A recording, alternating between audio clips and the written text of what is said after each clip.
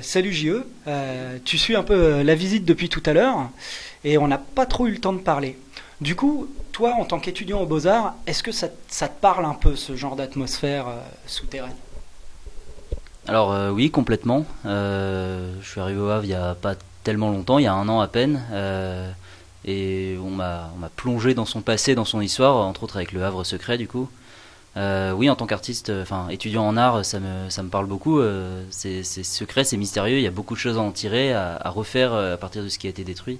Donc oui, ça m'inspire beaucoup. Donc du coup, à travers cette visite, peut-être ça va t'inspirer sur des choses, je sais pas du tout. Mais c'est quoi en fait tes supports, toi, de création? Je t'ai vu prendre des photos, par exemple, depuis tout à l'heure, mais est-ce que tu fais autre chose, par exemple? Alors, je travaille beaucoup avec la vidéo et la photo, c'est vrai, et le numérique en général. Après, je suis un petit peu touche à tout. J'ai bien découvert le volume et le son cette année à l'ESADAR, donc l'école des beaux-arts du Havre. Mais oui, voilà, je touche un petit peu à tout avec une grosse affinité pour le numérique et tout ce qui se fait sur un ordinateur ou derrière une caméra, quoi. Donc du coup, là, on est vraiment plongé au cœur du patrimoine du Havre, dans vraiment le Havre secret, quoi, les souterrains du Havre. On est un peu dans un environnement spécial, c'est à la fois entre la terre, la mer, la lumière, l'obscurité, entre le sol et le sous-sol. Est-ce qu'il y a un de ces thèmes qui, toi, te parle le plus, t'inspire le plus? Bah, c'est toute cette dualité qui m'inspire beaucoup, hein. Le côté ville haute, ville basse, le côté dédale de ruelles, dédale gruyère en béton, en ciment, tout ce que tu veux. Oui, c'est tout ça qui m'inspire. Il y a vraiment beaucoup de choses à en dire, beaucoup de choses à faire avec ces contrastes. Voilà, lumière, obscurité, le passé, le présent. Enfin, c'est un puits d'inspiration sans fond. Ok, bah écoute, je sais pas, est-ce que tu as des projets prochainement sur lesquels tu as envie de t'investir, ou te greffer, dynamiser quelque chose, je sais pas du tout.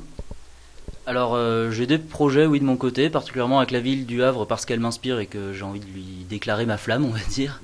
Euh, Toi, tu t'occupes du passé. Moi, j'aimerais bien m'occuper d'une espèce de Havre alternatif, faire de la fiction dans la ville, avec la ville, pour et par la ville, je sais pas trop comment le dire. Voilà, avec des choses un peu atmosphériques, des choses plus concrètes, plus écrites.